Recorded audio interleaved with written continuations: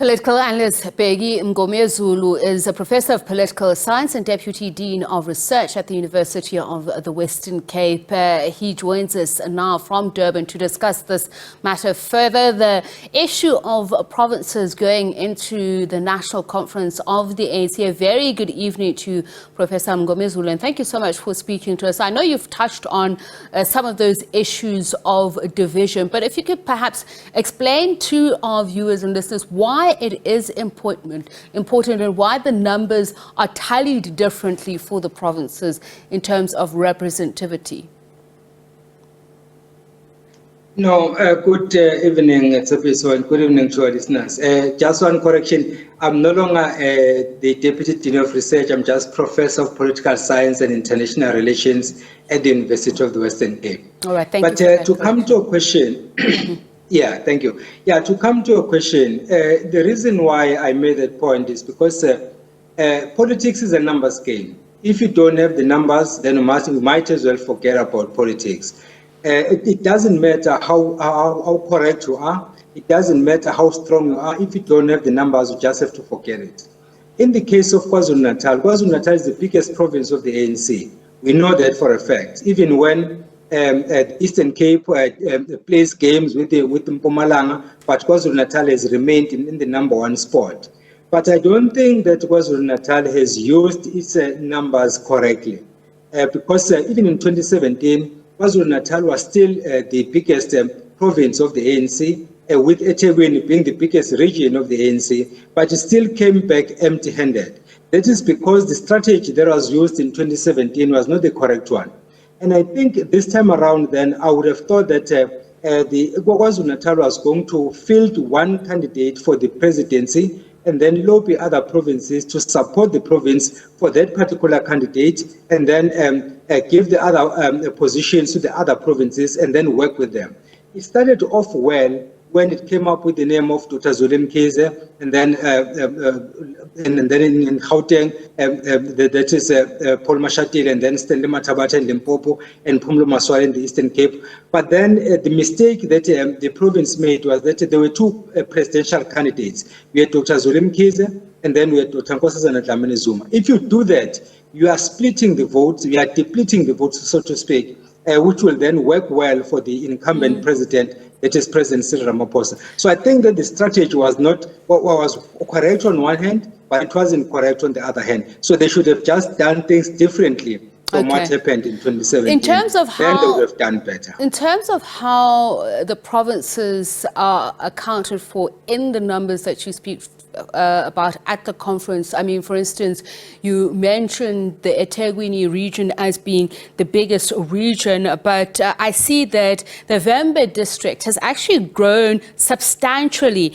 beating the Eastern Cape's OR Tambo region to become the second biggest region. And the ANC in Limpopo has also shown consistent growth in membership, increasing its membership by more than 20,000 since an audit in 2018. Does that imply not only a greater number of people who will be represented there at the conference, or the sheer force of power it'll have when it comes down to the wire?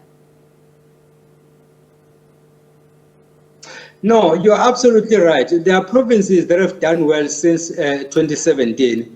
But those provinces have not done well enough to overpower KZN. Maybe in the next election, because we're looking at the numbers currently. So you know for a fact that in the past, as I was saying, that you may have KwaZulu-Natal being #1, and then maybe have Eastern Cape as #2, and then maybe Mpumalanga is #3. But in 2017, things changed, whereby Mpumalanga was #2, and then the Eastern Cape was #3.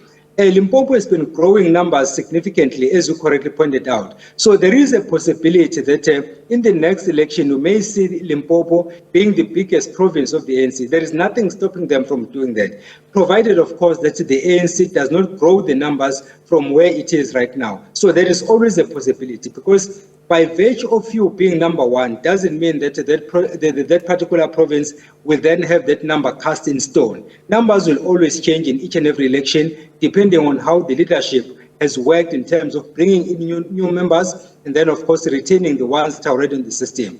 Because it doesn't make sense to bring 5 people and then you lose 10. It wouldn't make sense. So then it means that once you have maintained position 1, then you have to keep the ones that are already in the system, but then bring new ones. If you fail to bring new ones, obviously other provinces will overtake you. That is a given.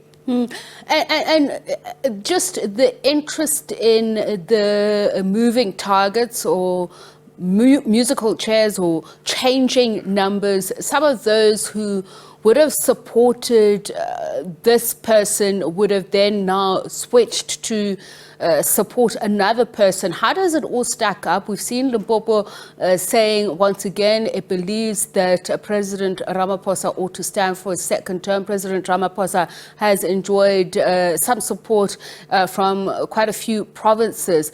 The step-aside policy has been one of those issues. It was interesting to see the Premier of Limpopo, Comrade Stanley Mathabata, say that he believes there should be a real look at the step-aside policy.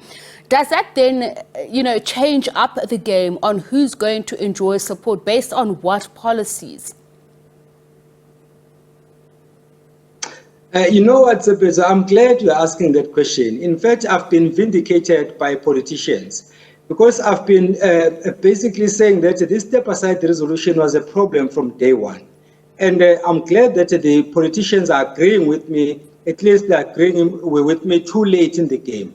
I had said that when that particular resolution was taken, it was taken out of emotions. If you use emotions, you run the risk of basically derailing along the way, because either you are too angry or you are too happy. If you are too happy, you take a resolution, that resolution will come back to haunt you. If you are too angry, the end result is also the same. This step-aside resolution, some of them who voted for the resolution had good intentions, because they were basically saying that this is one way of bringing back trust in the ANC from the electorate, not just members of the ANC, but from the general electorate, which was a civil and in fact a noble idea. But then the manner in which it has been implemented, as Stanley Mathabata considered, is that it has been used as a page, so to speak, paging one group, and then of course benefiting the other. So they've realized that it's not working. And you saw this happening, of course, after the Mpumalanga Provincial Conference. After the election had already happened, then they came back to the drawing board and they said, let us amend it. You'll also remember what happened after the eThekwini Regional Conference. They said, no, let us now come back and amend it, but it will not affect the ones that have already been elected. And there was also a time when the ANC leadership called lawyers to try and assist the party to check the extent to which this step-aside resolution is not in contravention of the national constitution.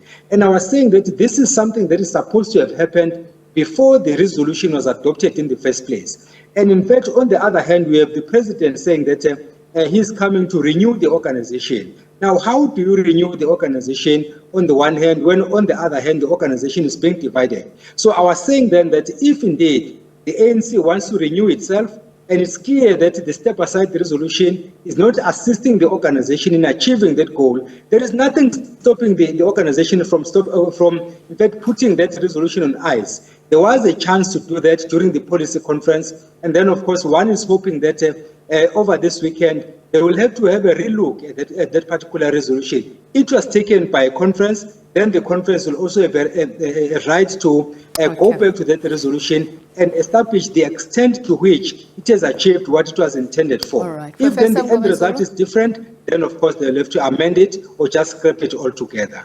Thank you very much for your time. We'll leave it there.